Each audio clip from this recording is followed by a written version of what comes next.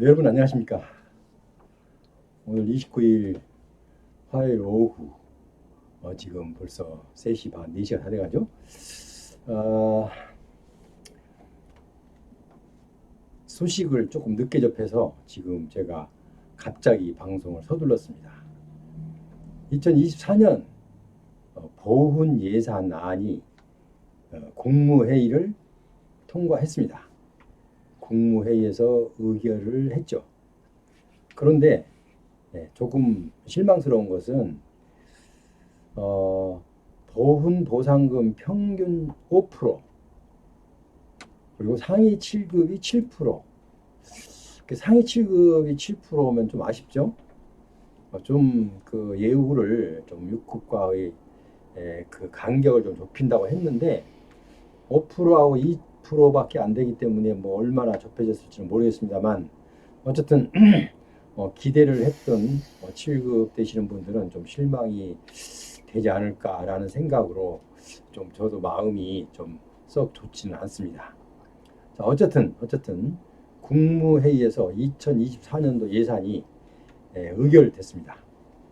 아, 보훈 보상금 평균 5%, 5% 그리고 상위 7급은, 그러니까 전체적으로 5%인데 상위 7급은 7%, 그리고 유교 전몰 신규 승계 유자녀는 17.5%. 자, 왜 이렇게 많느냐? 17.5%. 그거는 그동안에 조정에서 좀 누락이 되었던 것으로 보입니다. 어쨌든 그리고 참전 명예수당이 월 3만 원 인상. 여러분들의 기대에 많이 못 미친 것 같아서 오늘 제가 방송하는 저도 마음이 썩 좋지는 않습니다. 그다음에 월남 참전 유공자 제복 증정. 뭐 제복을 증정을 하면 뭐 좋아하시는 여러분도 계시겠지만 별로 뭐 아직 지금 좀 우리 수당이나 아니면 보상금을 더 올려줘야지 제복만 주면 뭐합니까라고 생각하시는 분들도 계시자 생각이 됩니다. 어쨌든 국무회의의 의결은 끝났습니다. 2024년도 보훈 예산. 자, 그러면 이 예산이 왜 지금 끝내야 되냐면은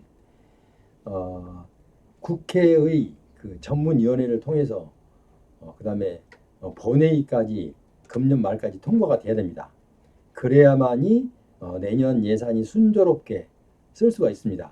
만약에 통과가 12월 말까지 국회의 예산 승인이 되지 않으면 이제 국가에서는 각종 부에서는 예비비를 좀 당겨 써야 됩니다. 뭐 인건비 같은 건 예비비를 쓰지 않을 수가 없죠. 왜냐하면 봉급 같은 건 꼭 나가야 되니까.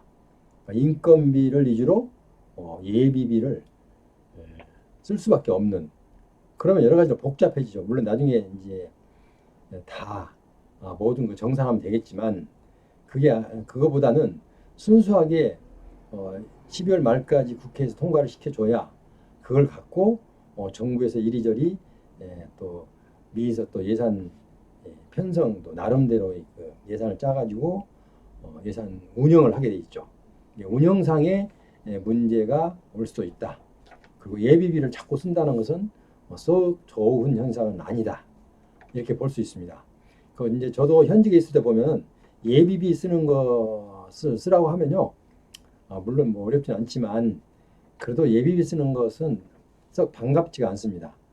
뭐 주지 않을 수가 없기 때문에 인건비 위주가 가장 우선이 되기 때문에 주는데, 어쨌든 지금 여기 나와 있는 내용대로 일단 국무회의에서 의결이 됐는데 이대로 통과된다 하더라도 여기에 범주는 벗어나지는 못할 거다. 이런 생각을 하시면 되겠습니다. 그래서 제가 그 여기에서 뭐 더 다른 말씀을 드리려고 제가 그 옆에 제 전화번호를 올려놓은 게 아니라 지난 시간에 그리고 우리 현재 국립묘지 생전 안장 심사 대상 결정과에 관한 방송을 제가 하면서 제 전화번호가 없으니까 많으신 분들이 이제 답답해 하시고, 왜 전화번호도 모르냐, 다른 루트를 통해서 나오신 분들 얘기를 들으면 왜 전화번호를 꼭 가끔 빠뜨립니까? 라고 항의를 받습니다. 그래서 오늘은 여기하고 별 관계는 없어요. 왜냐하면 제가 여기에 대한 설명은, 부가 설명은 특별히 할 게 없기 때문에 제 전화번호가 별로 필요 없는데도 불구하고 올렸던 거는 지난 시간에 제가 국립묘지 생전 안장 대상 결정 신청자에 대한 그 질문을 받아야 되는데, 질문을 하고 싶어도 전화번호가 없어서 질문을 못 하신다는 그 볼멘 소리들이 많아서 다시 여기다 귀퉁이다 살짝 끼워 넣습니다. 이해하시고요. 어쨌든 약간의 좀 7급들이 좀 실망을 하겠습니다. 7급이 7% 이상 좀 여러 가지 안이 있었을 텐데, 아까 예를 들어서 7급이 지금 우리 7급들은 뭘 또 원하냐면요, 유족에게 그 승계가 됐으면 좋겠다. 이게 그들의 간절한 절망, 간절한 희망이고 간절한 바람입니다. 그런데 여기에서는 거기를 다룰 수가 없었습니다. 왜냐하면 일단은 이제 보훈 예산이 광의로 넓게 보면은 아마 다뤄야 되겠지만, 그거는 아직은 이제 법 개정도 하고 하려면은 일단 내년에는 좀 어렵다고 봐야죠. 왜냐하면 승계하는 것도 지금 얘기가 나오고 있고, 솔솔 보훈부 장관도 일단 긍정적으로 생각하고 있고, 대통령도 생각하고 있으니까 이제 꼭 개정이 되리라고 기대는 하지만 여기서 빠지니까 좀 마음이 좀 섭섭할 것으로 보입니다. 어쨌든 7급은 일반급은 평균 5%, 그리고 7급은 7% 이렇게 인상이 될 예정입니다. 그러니까 여러분께서는 이 점 참조하시고요. 여러분께서 그 보훈 예산은 이게 보훈부 장관이 혼자 어떻게 할 수가 없는, 대통령도 어떻게 할 수가 없습니다. 왜냐하면 그 정부의 예산이 이미 다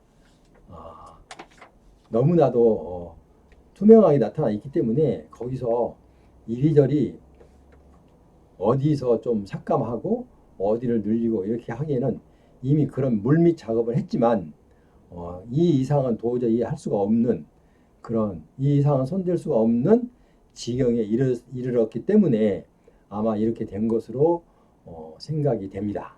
그러니까 여러분께서도 그렇게 이해하시고, 어쨌든 매년 작년도 마찬가지고 금년에도 일단 7급을 일반 다른 그 보상금과, 그러니까 다른 직급과 좀 달리 차등을 뒀다는 거. 작년에도 차등을 뒀죠.